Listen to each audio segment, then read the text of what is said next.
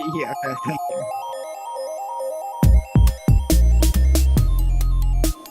All right, a little late, but we made it here. Awesemo.com, PGA show, 2:30 Tuesday. You know the drill. Ben Rasa, fantasy golf man.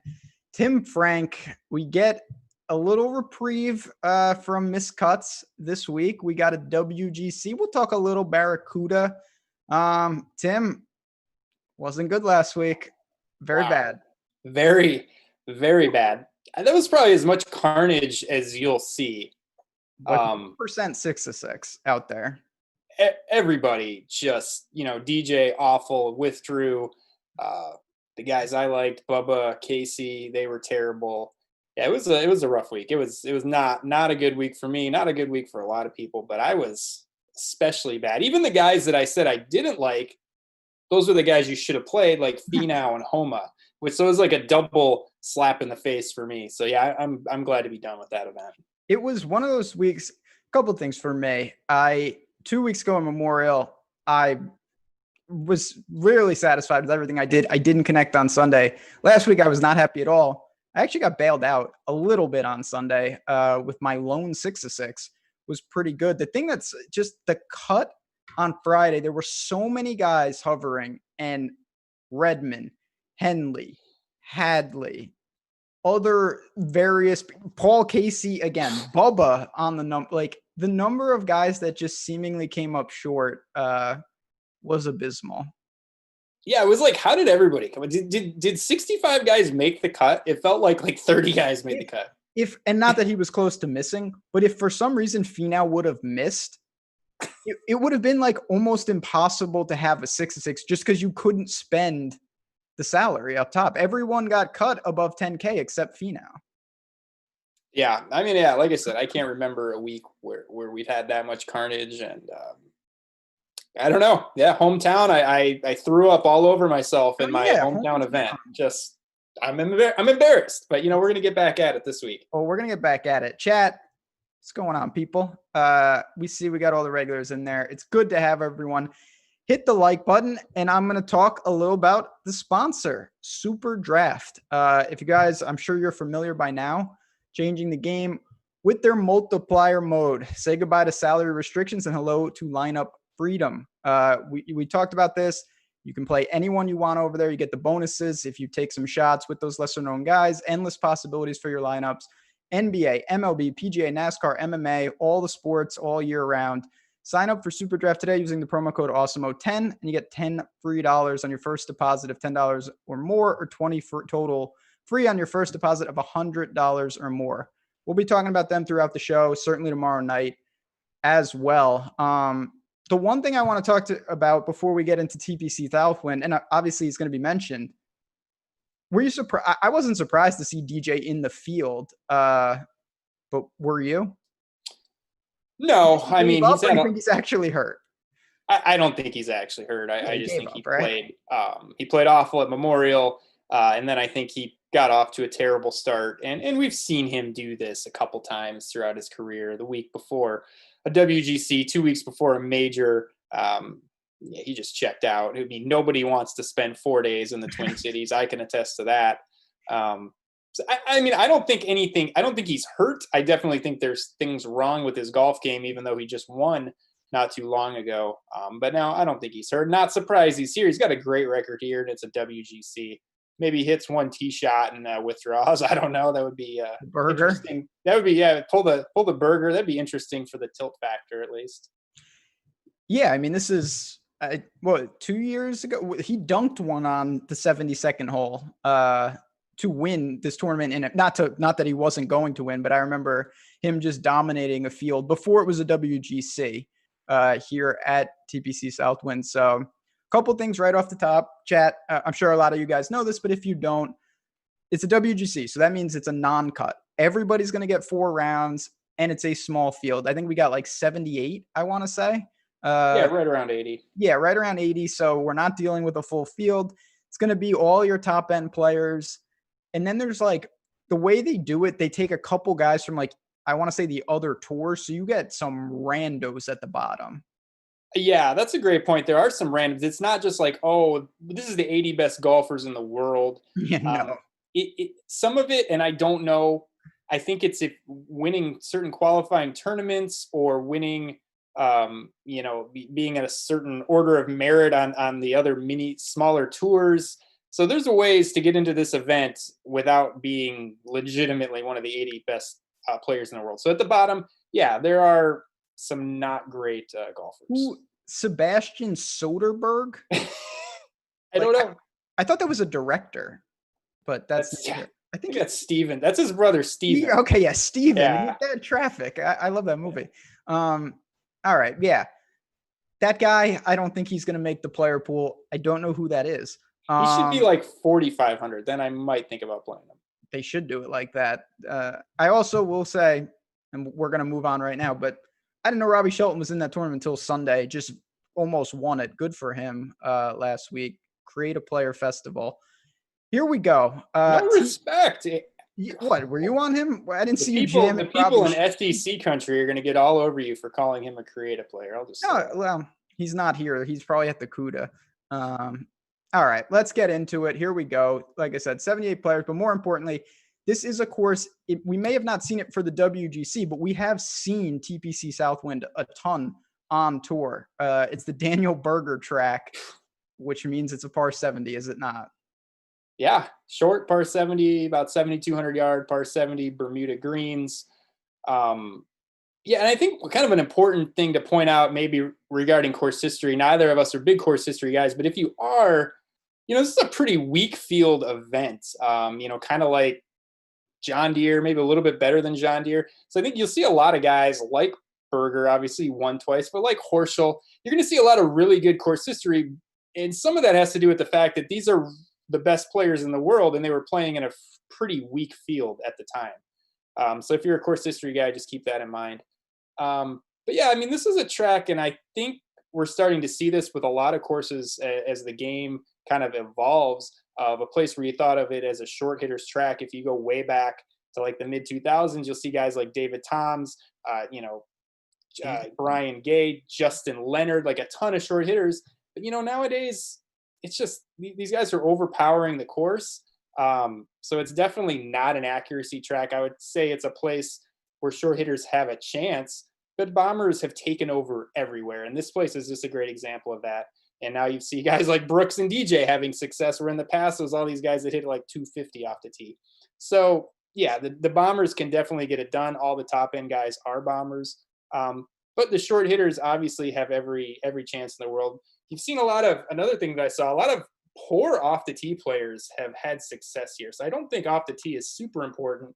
Guys like Webb, guys like Andrew Putnam, who's historically terrible off the tee.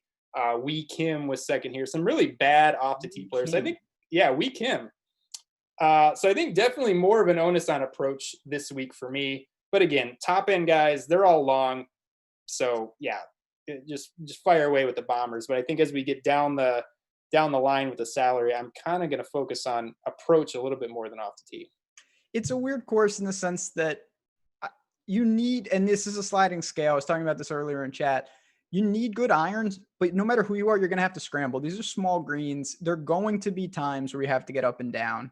I think I'm looking at total driving a little more than you are. I think that although you don't need to be long, keeping it out of the rough can really help mitigate some of these approach shots. Not that it's super punishing. You can work in and out of trouble, but I do want my guys, and we'll get to some of the guys that I like up top, especially, to be able to handle the driving.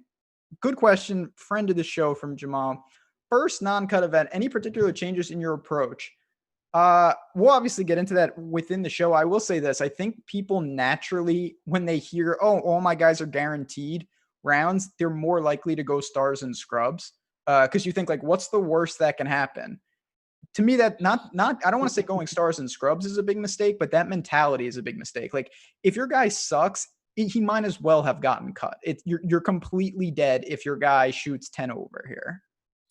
Yeah, I'm with you 100% on that. I think the one thing for me that changes is maybe just a little more focus on guys that might be like a madman scorer type. Yeah. And not because, they're guaranteed 4 rounds, but just because they're you're going to get more opportunities to make birdies and eagles and have streaks and out perform where they actually place. And I'll name off a couple of those guys as we get down the line. But it's not just like, oh, let's just go Victor Perez and Sebastian Soderberg and then, the four most expensive guys. That's not going to work. But yeah, the no cut event, I think it comes into play a little bit. I don't really let it get. I don't take into account that much because, like you said, the terrible players, whether they just because you're getting 4 rounds, it's just doesn't do anything. I've watched my lineups do nothing in these WGCs so many times with guys. It's like, oh, well, yeah, I got 4 rounds and they did nothing for 4 rounds instead of doing nothing for 2 rounds. So, and you'll realize quickly that, and it's not to say guys can't turn it around, but like if a guy doesn't have it, when he plays the weekend, all that's going to happen, instead of being like 8 over, he will now be 16 over. Like we have seen some scores in WGCs where a guy is legitimately like 25 over. Because if you don't have it, you're not able to just get saved on Friday and go home. That's very true.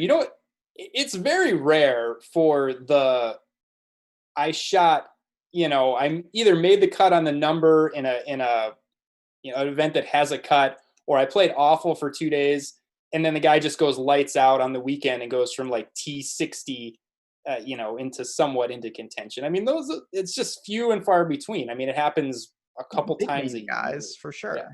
Yeah. But you're not going to see, like, that's the other thing of why, last thing, and we'll get into it, but like, yeah, JT, he makes the cut on the number all the time. And then you see him, he finishes in like 6th. Rarely is a guy who's overmatched going to be in like 75th out of 78 players and then vault up the board. That's just not going to happen. All right, let's go. Here we go. 10K plus. Obviously, we've got all the big names. We've got Cantlay, JT, Bryson, Rory, and the number 1 player in the world, Jon Rahm. Obviously, just like a major, I think it's pretty safe to say you can't fault going anywhere here, but how do you prioritize? Yeah, really similar feel to the Memorial, where there was just all the options were there at the top and you could make a case for any of them. So nobody really sticks out to me as a poor play at the top. I just like to get that out of the way.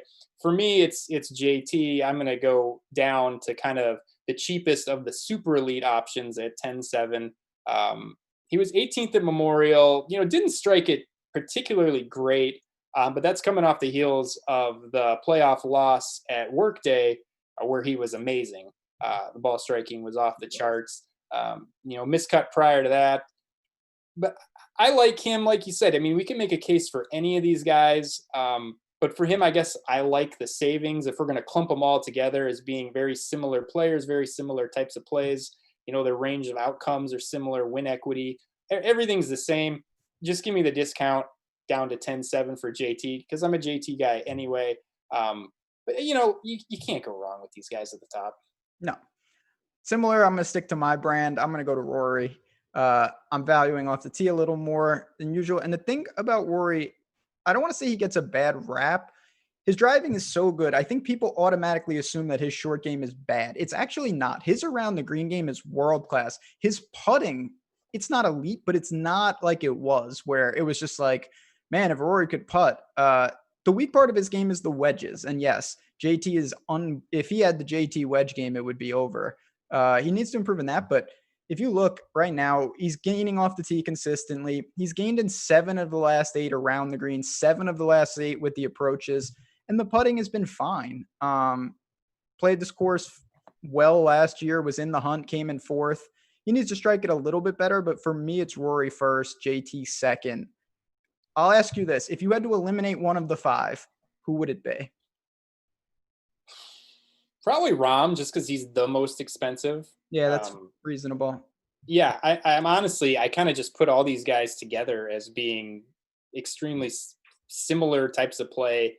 My expectation for all of them is very similar. It's hard to take them apart. So yeah, throw out the most expensive, play the cheapest. I will say about Rory, best ball striking performance of the year so far since the restart at Memorial. So that bodes well for him.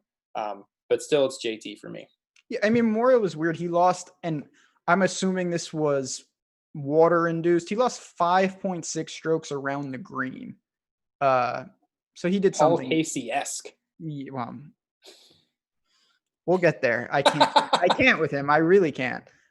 He made, and I tweeted this out, Paul Casey made 9 feet of putts on the front 9 on Friday. Think about that. That's, I mean, if you do truly think about that, it's like, he made That's almost impossible. That's almost impossible. It really is, yes. That guy. Okay. I think, like I said, Rory JT. The question is, are you going to look to ISO here? And then we can move on. Do you think it's feasible, and we go immediately to what we said not to do, to possibly pair up 2 of these guys? You think you have enough room, or is that too dicey? I mean, I think you definitely have room, and then there's definitely some cheaper guys that I think are playable. So it's viable strategy to me. But to me, again, I'm in the same boat as I was at Memorial, but there's just a lot of guys in the 9K range that I think are similar types of players and similar plays. And you can kind of jam those guys in at a discount. So I'm more apt to just play 2 or 3 of the guys from the 9K range than try to jam in 2 of these guys at 10K plus.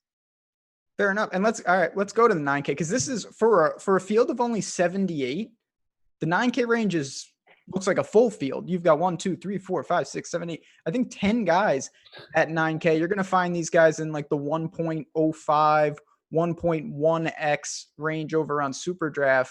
It's that second tier. Leading off is Webb, and it goes all the way down to Fitzy, who played really well here last year. So I'm assuming you say you could start your lineup with like 2 of these guys and feel good? Yeah, I mean, for sure. I love Xander. I think he's going to be very popular at 9,800. Just coming off the ball striking performance at Memorial, where he gained 11.5. He was T13. Putter just wasn't there, but he's been good, all year since the restart. The ball striking has been good. The finishes have been decent. 3rd right off the bat at Colonial, and then he was 13th, 14th, 20th. So kind of all around it, and just phenomenal ball striking. And I think that the price is good at 9,800. He'll be popular, but I don't mind him. Webb, to me, this is a Webb course. It's a short course. It's a par 70. It's Bermuda. I don't think it's that demanding off the tee. He's got a 2nd and a 3rd here. I don't mind going to Webb. I mean, Hatton, have you seen what Hatton's done in like his last like 10 starts? I mean, this dates back a while. Yeah, to 2014, but yeah. He's got 1 finish worse than T18 worldwide in his last 10 starts with 2 wins. Yeah, he's playing, I'd say well would be the term. Do you worry though? I mean, looking at what I can see, I can't see the Euros, but at Rocket Mortgage, +6 on the putting. Yeah. At Heritage, +9. Oh, yeah. I'd never play him, but okay. I'm just kidding. No, he's not doing it the way that I would want him to do it. But I mean, if it wasn't prolonged, there's red flags for me. The putting is a red flag. The fact that he's like, I feel like we might be buying high, that's a red flag. But when I look at like how long he's been playing very, very well for and consistently good, I wouldn't fault anybody for playing him. Am I going to jam him in? No, but there's reasons to play him. I get it. I'm not ready to, and chat, we talk about this all the time. Like sometimes you're going to be early, sometimes you're going to be maybe late.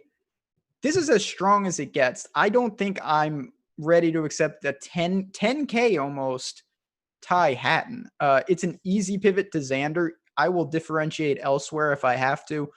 Total driving for like that is right in Xander's wheelhouse. I don't want to make a big deal of this, but I do want to mention it. Xander has won a WGC. He's come in 2nd in a WGC. He's won the Tour Championship, come in 2nd in the Tour Championship. He's won the Tournament of Champions. He's come in 2nd in the Tour Championship. All of those are small fields. Now, it's a lot easier to win things when there's only like 30 guys, but Xander seems to have a knack for these like guaranteed 4-round events. He's just not a people person. He doesn't like all those. Yeah, get them all out of there everywhere. Yeah, he's smart. I mean, I think Xander to me is the best play on the board. I think he'll be very popular. But to me, it's easy the way he's striking it and the price. and his resume, which you just listed off, those are all great tournaments. Yeah, listen, I get it. I think you make a fine case for Webb. What do you do about Berger? You to me, don't play him under any circumstances. Okay. So that's one way to go about it. Yeah, I tend to agree. Listen, I'm going to victory lap a little bit. I was staunchly against playing him at Memorial, and I referenced TPC Southwind. Obviously, he's won here twice, but more than winning here, this is a good track. It's always going to be a good track for him. This is what he does best. I still don't like it because he's inflated, because he won this event, but he didn't win it against this field. And you talked about that. Like, winning the WGC here twice would be a big deal. Winning, it's nice, but it's not the end all be all. The bottom half of the 9Ks, I think, is the most difficult decision I have of the whole week. You've got Morikawa, Hovland, DJ and Brooks, Finau and Fitzy. I mean, take it any way you want. What do you make of the two young guns? You've got the two big names who are clearly struggling. And then you have Tony Finau and Fitzy, who I don't have much to say about. Yeah, I love Brooks at 9,200. I wish that he did not have this course history of winning last year in a second and third at when this was just the St. Jude, because I feel like that's going to draw some attention. It's going to inflate his ownership, and it's probably inflated his price a little bit. But the ball striking was really good at the 3M. He gained 5 strokes with the ball striking in the missed cut, and he lost 5 strokes putting. He would have been a perfect candidate for a guy who would have made it in on the number and could have gone on an elite run on the weekend, because he was striking it that great. So I really, really like him. He, like I said, first, a second, and a third here. The ball striking was good here. The ball striking was good at RBC. So it's been hit or miss. And yeah, the knee is a concern, because he said he doesn't feel like it's 100%. But I just think for 9,200, hopefully people don't play him, because they're going to see missed cut, T62, missed cut. But yeah, he showed that the ball striking, he still has it last week. And I really like him at 9,200. I mean, there's obviously, it's just like the 11K guys. You can play a lot of these, but I'm just hoping for the discount for Brooks at 9,200, kind of use that money elsewhere rather than jamming in 2 guys at 10K plus. I'm with you. 33-1 in the betting market, I think, is very generous. I've seen that floated across the industry. I don't mind it. Brooks is all right. I know the knee is a little concerning, but he played fine last week. He just couldn't buy one. Yeah, -5 for 2 rounds is really bad putting. Yeah, no, that's hard to do. He missed right on that number. The ball striking was very impressive. So I'll go. So I guess it's pretty easy for you to say you're more concerned. Are you more concerned about Brooks or DJ? No, I like Brooks a lot. I'm very concerned about DJ. It's easy. People kind of blew off the 280s that he shot at Memorial. And I even said, yeah, probably sharp people probably will blow that off. But then when he goes out and fires another 80 or whatever he did at the 3M, yeah, I mean, you've got to have a lot of red flags there. I don't think he's injured. I think he withdrew, obviously, because he just didn't want to play. But yeah, I just think in a range where there's a ton of options, yeah, he's underpriced and he has a great course history here. But boy, you're playing a guy that's just come off of 3 just atrocious rounds, like not even close. No, listen, to me, DJ is actually one of the easier decisions this week. It's an ownership play for me. If DJ is like 6% owned, I will play double that. And he could come out, and if DJ won this going away, I don't think anyone would be shocked. I don't know how you could be. Now, if DJ is still popular, I don't know how you allocate a serious amount, because clearly, even if he's not hurt, he's not playing well. There's no argument. He's horrendous in this short span. And it wasn't at one course. It was across 2 events now. I feel like we should bet him for the PGA Championship right now. That could be smart, because if he plays well here, he's probably terrible odds anyway, even though he's like 6-1. It's all messed up. I'm not going to even get down that more. I was looking at numbers this morning and just Is it just me or the golf odds? It's not like a football line where it's like, oh, it moves this way, but now you can bet the other team. It's like the golf odds just get shorter. They start in one spot and then they all just get shorter and nobody ever goes the other way. No, there's no pendulum. It's just like, everyone is 4-1 to win it. Like it doesn't, and people still bet it. I will say quickly, this was an unscripted plug. If you go to the Awesemo homepage, you'll see a new little layout. And one of the things is called Odd Chopper. It's a new tool that we've been not me personally. I had a little involvement, but we had people working nonstop behind the scenes to put this out. It's really, really impressive. You can shop around, you get the best numbers. And that's something, Tim, I know, like you can get a guy at 20-1 and you can find him at 35-1 somewhere else. And that adds up so fast over time. I don't know if you can be a winning gambler and not if you're not shopping. No, it's just no one's that good to be able to take it, whether it's an outright price that's like you said 20-1 when you can be getting 30-1 or a money line or a point spread. I mean, the margins are so fine. It's like you need all the help you can get with the better numbers. Yeah, no doubt about it. So go check that out. Oh man, Hatchman, friend of the show. Decky leads off the next 8Ks here, and this is a range that I do really like, but he's got him as a winner. We got Hideki, we've got Reed. Fleetwood off a rare miscut for him, Woodland, and then we start to get to the mid-range. So I'll start in this upper 8. It's going to be the 1.2 types over on SuperDraft. Do you like Decky? Do you like this range, or do you like the 9s much better? No, I like the 9s a lot better. I just think a lot more win equity with some of these guys in the lower 9 range. If you can get up to them, I just think they're much more likely winners of the tournament than Decky, who I don't know what is going on with him. I mean, I'm sure he'll play fine, but like we've kind of chronicled week in and week out, the ball striking is great. The putter is never there. And once in a while, the ball striking is never there and the putter's never there and he's awful. So it's like I feel like we're getting like T20s and miscuts, which what we've seen since the restart. I don't mind it, but I'm just not high on anybody in this range. I guess from mid 8 to the upper 8, Woodland would be the guy for me at 8,600. Shorter course. We know that he likes this type of track better than the long kind of bombers tracks.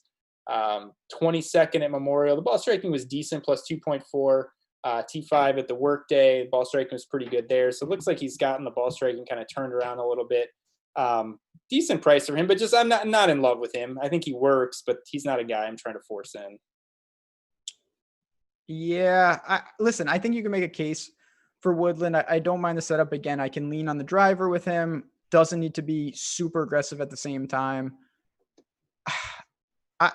I personally want to pay the extra couple $100 for the likes of Fleetwood, Reed, and Decky, but they're not without risks. Reed has been a little all over the map. The results have been okay. He's been leaning on the putter, and he's more of a bent guy. Decky's been horrible in the sense that his putter is truly broken at this point. Like, I don't even know what you say about it. His last 5 starts, all right, he's played 4 events post-break. He lost 5.2, 2.3, 2.5, and 5.6 on the greens. It's almost impossible. And that's only a couple times in 2 rounds. Wait till we see 4 rounds of him this week if the putter is cold. And the other hilarious thing, and I just literally noticed this right now, is I take like 12 different sports books and I'll run like the median odds. So like the outright odds. So I get rid of anybody that's super low, get rid of anybody that's super high, right? So I have Decky at 30-1 and I have DJ at 33 and Brooks at 29. And it's like, to me, DJ or Brooks are so much more likely to win this event than Hideki. It's insane. I mean, those odds to me are so out of whack. Do you know the last time Hideki won?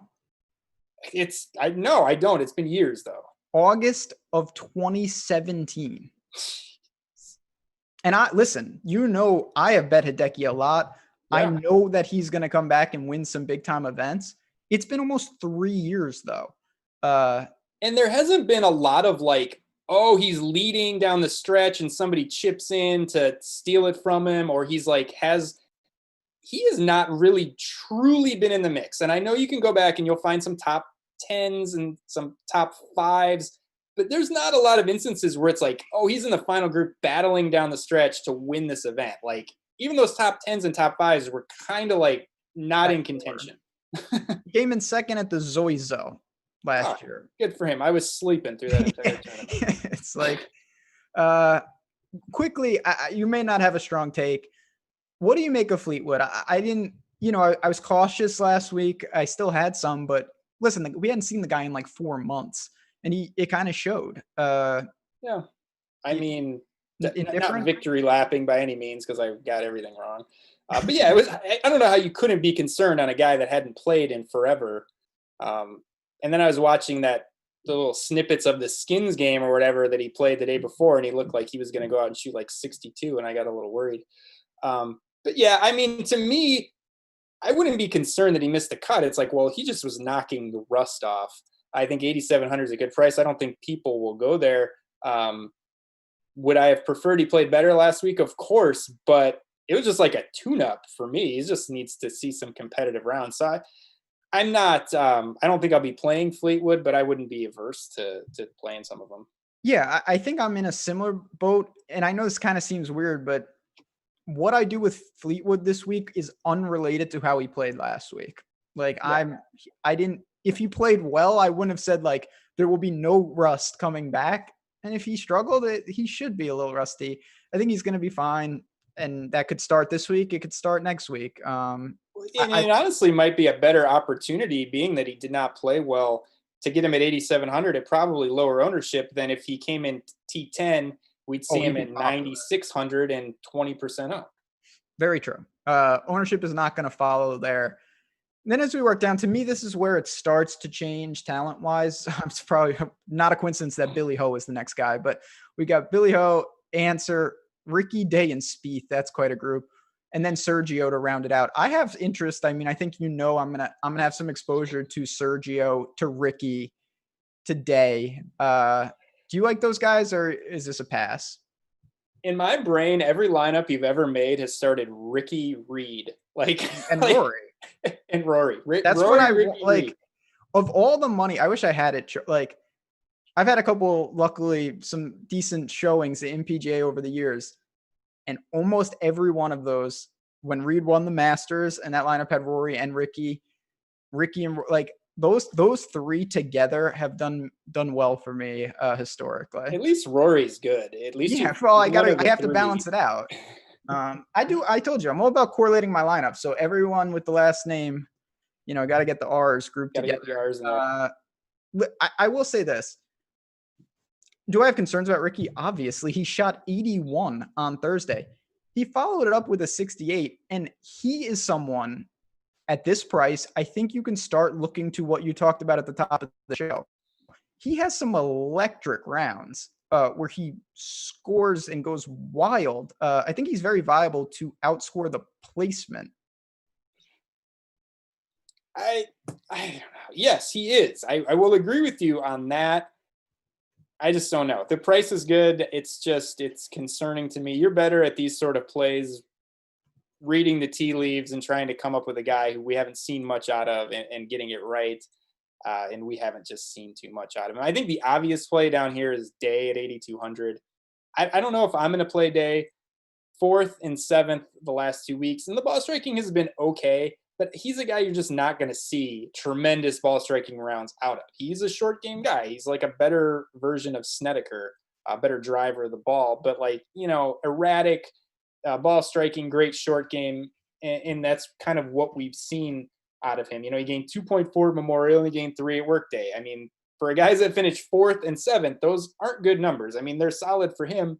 And I think people will see the pedigree of Day at 8,200 and go there. I don't know if I'll go there, but I think he's kind of the obvious choice down here. Do you think he'll be popular? No, I don't think this range. I mean, listen, with 78 players, everyone will be a little more popular. I don't think this range is going to garner a ton of interest in general, though. Because it's gross. That's why. Yeah, it is pretty gross. I do think there's some upside here. Jordan Spieth gained 5 strokes on the approach and 5 more around the green at Memorial. 13th. Does that move the needle for you at all? how can you be good on approach and good around the green? That doesn't seem like it would make sense, right? And that's what you need here. That's literally you need to hit your irons very crisp, yet scramble when you miss the green, which makes actually no sense. I'm probably going to continue to play flat zero of Spieth. Do you have any interest? Absolutely not. Okay. Zero interest. It's a better course than a place like Memorial. Well, that's a given. I mean, no, not getting there. The thing I want to say, and I'm not saying I want to get out in front of this, just like Hideki, eventually Spieth is going to have some results, but he's another one where it's like, okay, this hasn't been a bad 2 months. The guy has, a handful of top tens over the last 2 years, but he hasn't won since 2017 either. Right. And the even more concerning part about it is the top tens that he has had in the 2 years have been ridiculous short game performances, specifically ridiculous putting performances. So it's been really bad. And then he's had ran like a god with a putter a few times, and it gives people this glimmer of hope. And it's like, oh, he was 8th at Riviera, but he gained 10 strokes putting or whatever. And that just doesn't do anything for me either. Yeah, I'm with you. So probably not going to get too much. Sergio, I like him more than what we get in the mid-range. Let's go there now. And I do want to say really quick, a promo that you guys are probably familiar with, but we still have a week left of it. Promo code RESTART. Sports are back, and we're giving you a first month of Awesemo plus half off. So you're going to get all the sports. It's not just golf, NBA, MLB, PGA, everything else we got going on. Half off, $45. That's a damn good deal. Projections, tools, ownership. Alex, the whole team working hard on it. Promo code RESTART. I say it every single show. Try it out. If you don't like it, you check it out for a month and then you don't come back. But I know you're going to. We want you inside the ropes, in Slack, getting the hot fire takes and sweating it out. Slack doesn't from the first tee shot to the last tee shot. We got some people in there that live and die with it. And that's what makes it fun. But here we go. We got Matthew Wolff, him and Bubba are going for the record. They play every week. Wolff has played every single week. He's going on 8 straight weeks now. Casey, he went a year without getting a check. So he finally started making some money and he figured gotta stop. So I'd love to know what Bubba's excuse is then, because you don't get paid for what he's doing. Bubba probably hates his wife or something. It's just they're traveling around in an RV. I think he's having a grand old time because he gets the weekends off. He will have to play 4 rounds here. I can't believe I picked him to win last week. Anyway, Paul Casey, Leishman, Henrik Stenson, who was the last. Him and Molinari are the only guys that we have not seen. Talk to me about the upper sevens, that 1.23x SuperDraft. Can you play Stenson? No, I don't think he played. I don't even know when the last time Stenson played was. And we're not even really sure how good Stenson is. It's kind of like Fleetwood, but he's not as good. So no, I don't have a lot of urge to go to Stenson. I am 100% going back to Paul Casey because I'm just a glutton for punishment. And I tweeted out last week, it's honestly a disease to just look at a guy that putts like he does and think that how great of a play is next week. And that's all I kept thinking about last week. Instead of thinking about how terrible he was putting, I was thinking about, oh my God, we're just jamming him in at the WGC. But I just, whatever, I'm going to go down with the ship. He gained 3.4 with the ball striking over 2 rounds, which is good. And it's been all short game. He lost 6.2 on and around the greens. Now last week, it was more on the greens than around the green. We documented what he did at Memorial, where he gained 3.5 with the ball striking, lost 4.6, and that was almost all on one hole around the green. I mean, he's hitting it good. The short game stuff is not going to last forever. I mean, he's not going to putt lights out. He's much too good of a player for 7,800. The short game is going to come around a little bit. I'm firing at Paul Casey again.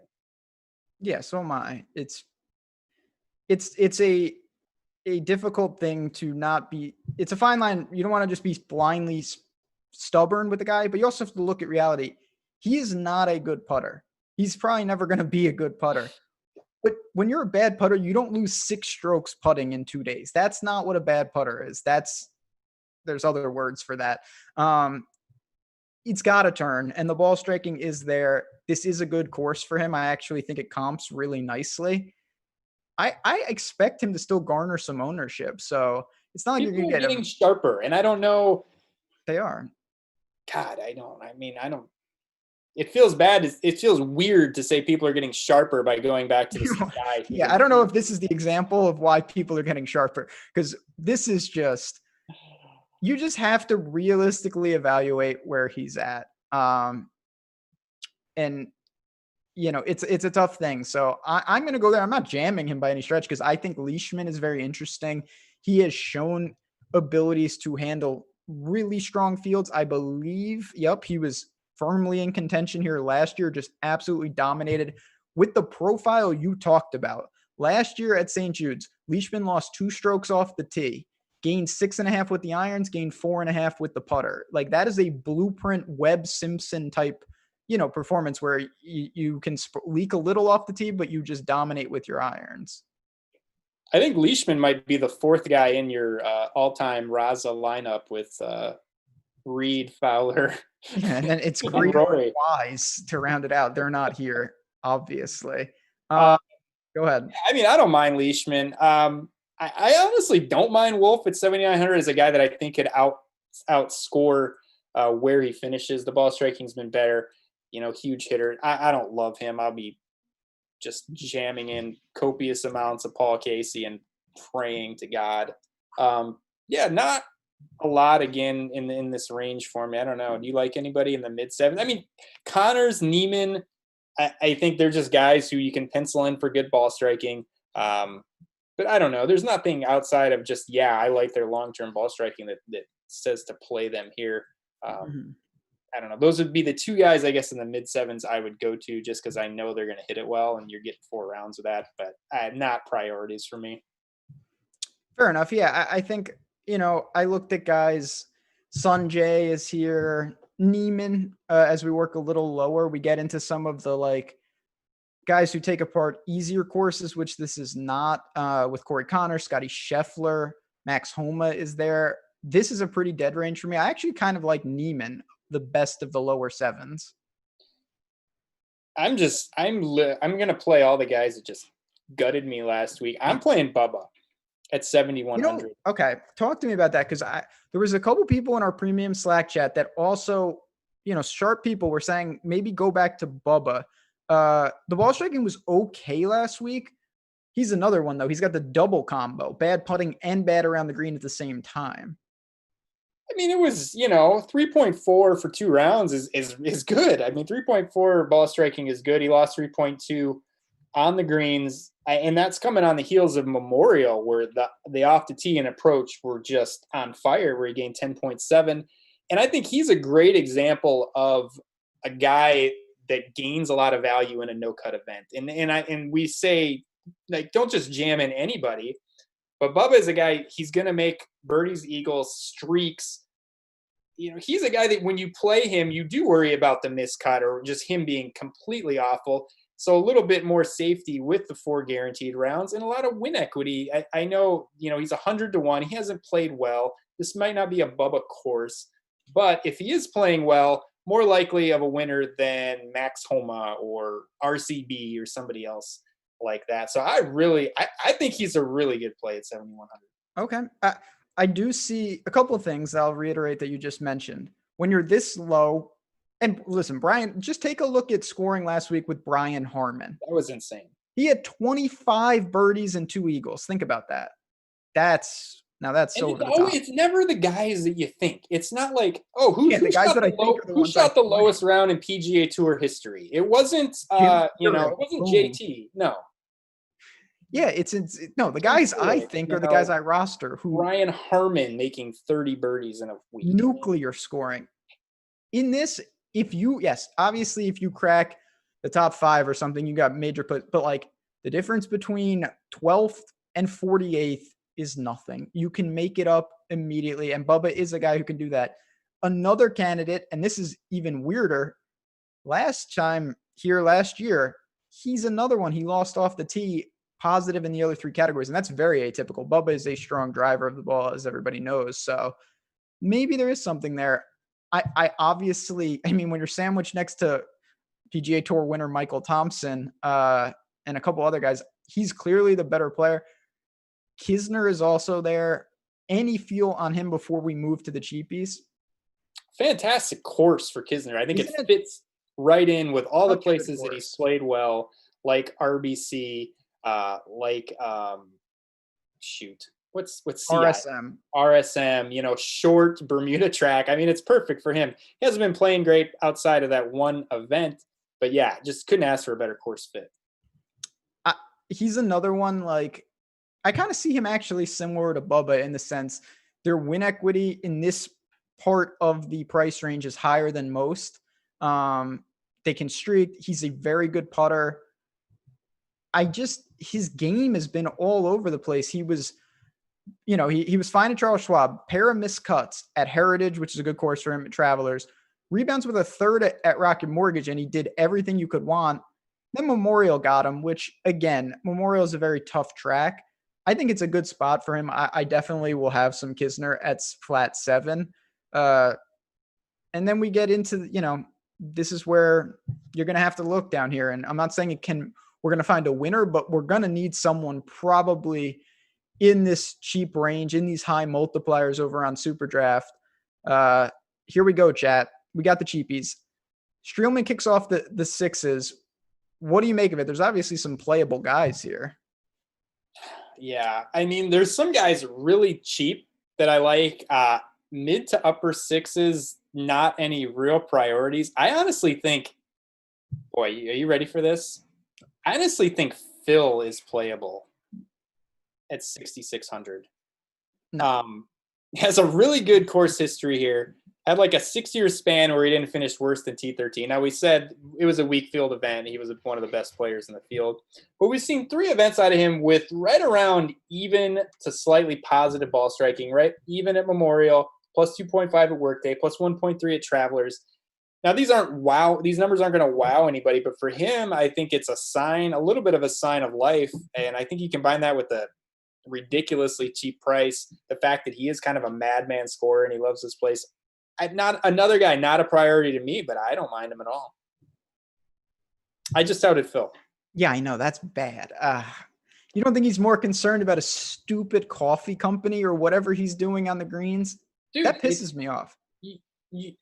If he's winning, right? If he's in contention, that's going to bring him more time in front of the camera to promote his brands. You're touting a guy who laid up on a par 3. He also putted from the fairway. He was just being an idiot. Yeah, that's right. That's how I'd sum him up. It sounds. Listen, Phil is going to have some appeal in a non-cut because he's Phil, and on these sites, you actually don't really get. If you're not in placement point contention, you would rather have your guy make a birdie and then a quintuple bogey than go par. Like, it doesn't matter at all. Like, give me 3 birdies and 3 triples over pars any day of the week. And that's Phil in a nutshell. Obviously, for me, I would rather take Usti. I'd rather take Ches Reavie. I think this is a good course. Oh, Ches Reavie in a WGC? Yeah, that part is bad. But St. Jude, he does like this course. It is a good chess course, which is more important than the result. He has gained across the board in 2 straight events, which is just very difficult to do no matter who you are. He's playing well. He also randomly, every time I don't play chess in situations like this, I can't tell you the number of times he burns me in spots like this. I think it's a pretty good sneaky spot for $6,700 Ches Reavie. Yeah, I mean, he's been playing well, likes the course, good course fit. It just feels really hard to click Ches Reavie in the WGC. It feels hard to click Phil Mickelson in any format of DFS. Dude, I swear, I don't know if I've ever played Phil in 5 years or however long we've been playing PGA DFS. I don't think I've ever touted him. But I just think this format for the price, you could do worse. Couple comments from chat, all dangerously accurate. Usti is definitely the 5th play in my. I was going to say that, but I thought that bit kind of got worn out a little bit. But 100%, he's like the 5th man in your roster. Yeah, then he withdraws. I think Hatchman says, I think Ches ends up being one of the more popular options sub 7K. I agree with that. I want to keep an eye on his ownership. Matt Wallace is right there. Obviously, Oost is there. Did you look at Shane Lowry? I ultimately am still undecided. I don't think I'm going to get there too much, but he's a guy, he's got some big time wins. I don't know if this is the best course for him, though. Yeah, not sure it's the best course. Kind of macro seems like maybe a good play as a guy that you're not really sure what you're ever going to get out of him, but when he's on, he's really on and can obviously beat the best fields in the World Open Championship, WGC. Wouldn't mind him as a dart throw, and it's a good format for that, getting 4 rounds. Like who knows what the hell you're getting from Shane Lowry?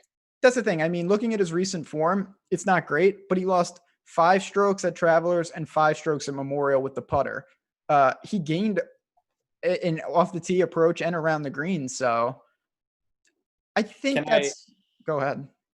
Can I get in my super sleeper dark horse play of the week this week? All right. I'll say 2 things.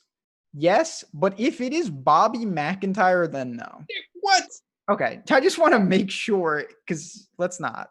If I'm touting a Euro Tour player, we need to end the show permanently. Yeah, I mean, he's better be an elite player. I don't go that way. Rob. I like CT Pan at 6,100. Do you know how much money I would have bet that you were going to say Brendan Todd? Well, I mean, that's obvious. I just thought it was him. Okay. Talk to me about C2 Pan, whose irons have been very good. Yes, I've kind of done a lot of research. And to me, he's a salary saver. You know, I think down here it's dicey. But he's a guy, T44 Memorial gained 3.2 with approach. T48 at the workday, but gained 9.3. So 2 events of just really good iron play. We've kind of talked about how that's going to be very important this week. And he's a player that has a certain type of course that he does well at. I went and looked, and this is my new favorite thing, is go to the official World Golf Ranking page. You scroll down and it lists like all their best performances over all tours and kind of ranks them by best based on like how many World Golf Ranking points they got. Mm-hmm. So it's kind of a good way to figure out whether a finish on the web.com tour, how that compares to a finish on the European tour. So best finish, one at Harbour Town, short track. He has no other good finishes. Second best finish was Farmers. That's a long track. We're not counting that. Third finish was a T3 at Colonial. Fourth best finish was a T2 at Wyndham. Fifth best finish was a T8 at Travelers. So out of his 5 best stroke play finishes in his life, 4 of those very short tracks, very similar to here at Southwind. Good irons, $100 above the min. I like him. Don't mind him as like a top 20 bet. The thing about CT Pan, and this is why it's important not to overreact to what you see when a guy first comes on tour. When he first came on tour, he was a really good putter. He has lost in 10 straight events on the greens. That's why we're playing him. Yes. And his preferred surface is certainly not Bermuda. That is the big concern. It was the week that he won at Harbour Town. Yeah, and not surprisingly, he gained 6 strokes putting there. I know we talked about this last week. There's a difference between bad putters and then putters that are very erratic. He seems to be more of that. It's not like he never putts good. He's shown it. He is a winner on tour. If you go this low, there's not that many. I think people will go to Howtown Lee. I would rather play CT Pan. Just feel a little more comfortable there. I don't know if I will need to go this low. To me, you've got guys like Sneds, Cameron Smith, Benyon, Wiesberger, Range. I'm not saying I'm playing all those guys, but I might cap it there. And I will say this. It's definitely not a case of like I'm starting with CT Pan and then seeing like what I can get up top. If I have to go this low, you get the guys at 6,300, 6,400 seem much more likely to win the tournament than CT Pan. You're getting real players at 6,400, guys you just named. So I would prefer those guys to Pan. But I would just say, if I have a 5-man lineup that I love, that leaves me with 6,100, I have absolutely no problem playing CT Pan, and I actually like him. I think he's a decent play. But I'm not leaving $300 on the table and pivoting off of Snedeker to play CT Pan. And listen, you don't need every lineup just needs a narrative to success. Like there will be lineups where I will hope that my lower end guys have win equity because I need help potentially. You also could have lineups where you're just like, all right, I am planning that one of my 2 top guys, they're winning this tournament. And then I'm looking for scoring. I'm looking for, can CT Pan crack a top 20 and maybe get a couple streaks, something like that. That's viable. There's no doubt about it. I have to see what does it really look like? Say you start Rory JT, third man, not Ian, obviously, but say you use CT Pan with 2, that can leave you a pretty interesting type of build. Not a lot of people are going to go there in terms of the double top, or you could do 3 9s. And that's what you do. You're going to get, I literally have your lineup mapped out on my screen. Don't worry. I'm a donkey though, where everybody's got that. Everybody can figure out. Well, I won't be indulging on that, but that's one of the last things I'll say, and we'll bounce it out of here. Over on SuperDraft, that's the appeal of that multiplier mode. You can play anyone you want. If you want to take the top 6 guys, you can. You're just paying a low multiplier. Or if you want to go like CT Pan and all long shots, if one of them can win, the amount of points you're going to get is so huge. It's a totally different game and one that I really enjoy. Chat, we did it. We've made it.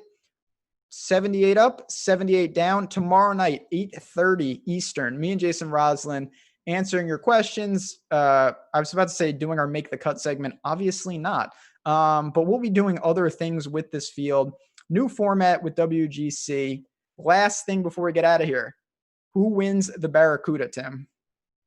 Brandon Grace. Wow. Lock City. God. Check out his ball striking the last 2 events. He's coming off 4 missed cuts. He missed the cut. Yeah. Just look at it. Just look at it. 8 rounds. It's Paul Casey-esque. I think he's the best player in that field outside of Keimer, who's been really, really bad for a long time.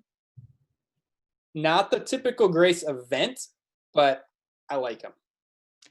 Wow. All right, Brandon Grace, you heard it here first, chat. Last comment from chat. Remember Zenyatta. If you're talking about the horse, she is right behind me. Probably not in the frame, but I was wondering what you were looking at. I have the picture right behind me. So yes, I do remember Zenyatta. On that note, hit the like button on your way out. Stay tuned. Plenty of shows today. MLB, NBA Live, returning edition. Check that out. Josh Engelman, Lofty, the whole gang breaking it all down. Good luck, everyone. We'll be back next week for the first major of the year. Same time, same place.